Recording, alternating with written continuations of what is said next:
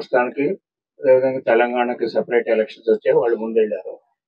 మన రాష్ట్రానికి ఎలక్షన్స్ వచ్చినప్పుడు దగ్గరగా వచ్చినప్పుడు చంద్రబాబు నాయుడు వల్ల అయితేనే, తెలుగుదేశం పార్టీ వల్ల అయితేనే ఈ రాష్ట్రం బాగుపడుతుంది అనేటువంటి ఉద్దేశంతో ఆనాడు తెలుగుదేశం పార్టీ 2014లో ఎన్నిక చేసుకున్నారు చంద్రబాబు నాయుడు గారు ముఖ్యమంత్రిగా. ఇదంతా ఎందుకు చెప్తున్నాం అంటే, కష్టాలు వచ్చినప్పుడు, రాష్ట్రానికి నష్టం జరిగినప్పుడు తెలుగుదేశం పార్టీ ఆదుకుంటుంది అనేటువంటి 82 ఉదాహరణ.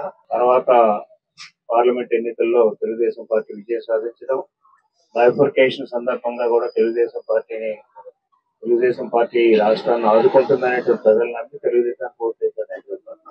తర్వాత 2019, 2014 అనేక రకాలుగా అభివృద్ధి చేశాం. రాష్ట్రం అభివృద్ధి చెందిందంటే మొదట 5 రాష్ట్రాల్లో మన రాష్ట్రానికి కష్టాలు ఉన్నప్పటికీ కూడా, ఆర్థికపరమైనటువంటి ఇబ్బందులు ఉన్నప్పుడు కూడా 5 రాష్ట్రాల్లో అభివృద్ధి చెందినటువంటి 5 రాష్ట్రాల్లో గుజరాత్ కానీ, మహారాష్ట్ర కానీ, తమిళనాడు కానీ, కర్ణాటక కానీ మనం కూడా ఉన్నాం. ఆ పరిస్థితుల్లో 2014 ఎలక్షన్ తర్వాత 5 సంవత్సరాలు కృషి వల్ల ఎంప్లాయ్మెంట్ క్రియేషన్ కానీ, రైతులకు న్యాయం చేయడం కానీ, సంక్షేమ కార్యక్రమాలు, ఎన్టీ రామారావు గారి ఇంటి బట్ట ఇల్లు కార్యక్రమాలు కానీ, మిగతా కార్యక్రమాలు కానీ మనం కంటిన్యూ చేశాం.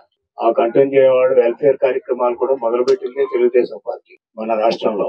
అంచేత అటు వెల్ఫేర్ కార్యక్రమాలు, అభివృద్ధి కూడా ఐటీ తోటి పాటు విపరీతం బ్రహ్మాండమైనటువంటి అభివృద్ధి చేశాం కాబట్టి డబుల్ డిజిట్ గ్రోత్ వచ్చింది. డబుల్ డిజిట్ గ్రోత్ వచ్చేటప్పటికి మనం చూస్తే పేదరికం నిర్మూలనకి సహాయపడుతుంది. నిజంగా పేదవాడి యొక్క ఆస్తి పెరిగేటట్టుగా, స్టాండర్డ్ ఆఫ్ లివింగ్ పెరిగేటట్టుగా, పేదరికం తగ్గేటట్టుగా, అసమానతలు తగ్గేటట్టుగా ఆనాడు 5 సంవత్సరాలు 14 నుంచి 19 వరకు కూడా చంద్రబాబు నాయుడు గారు తెలుగుదేశం ప్రభుత్వం చేసినటువంటి కృషి ఫలితంగానే మన రాష్ట్రం దేశ స్థాయిలో ఒక స్థానాన్ని సంపాదించుకుని, ఎకానమీలో అయితే ఆ గ్రోత్ లో అయితే ఫస్ట్ ప్లేస్, సెకండ్ ప్లేస్ లో ఉండేవాడు. పాత బాండ్ పాటిస్తాను కదా, తెలుగుదేశం పిలుస్తుంది రా కదలే రా అన్న ఏ పిలుపు. కోట్లాది మంది జనం అతను వెంట నడిచారు. ఆ రోజు ప్రజాస్వామ్యాన్ని కాపాడుకోవచ్చు ప్రజలందరూ కూడా అడుగు పిలిచారు. అది సేమ్ సిచ్యువేషన్ ఇవాళ ఆంధ్ర రాష్ట్రంలో పడుతుంది. ఇవాళ రాష్ట్రంలో ఎంతమంది తిరుగుబాటు చేస్తారో తెలుసా మీకు? చూస్తారు రోజు పేపర్లో. మరి ఇంతమంది పరిపాలన బ్రహ్మాండంగా ఉంటే వైనాట్ 175 అయితే ఎంతమంది తిరుగుబాటు దిగేస్తారా? ఈ ప్రసవానిక సాక్షి కదా రోజును అన్ని వర్గాల వారు ఇవాళ తిరుగుబాటు చేస్తారు. పరిపాలన బాగుంటే తిరుగుబాటు చేస్తారా? నువ్వు చెప్పు. ఉపాధ్యాయులు మన ఎలక్షన్ లో 2 చేతిలో నీకే కదా ఓటేశారు. 2 3 చేసేసారు కదా ఉపాధ్యాయులు అందరూ. ఆ ఉపాధ్యాయులు అందరూ ఇవాళ తిరుగుబాటు చేస్తారు. జగన్మోహన్ రెడ్డి ఇంటికి పంపిస్తాం, జైలుకి పంపిస్తాం, అదే ఉపాధ్యాయులు మాట్లాడే పరిస్థితి వచ్చింది. నిరుద్యోగులు కొన్ని లక్షల ఉద్యోగం ఇచ్చేస్తా ఉన్నావు, మాట తెప్పావు. ఇవాళ అదే నిరుద్యోగులు ఈవేళ నీకు తిరుగుబాటు చేస్తున్నారు. రైతులు ఆదుకుంటానన్నావు. వాళ్ళు తుఫాను వస్తే ఇచ్చే వాళ్ళకి ఆదుకున్నావా?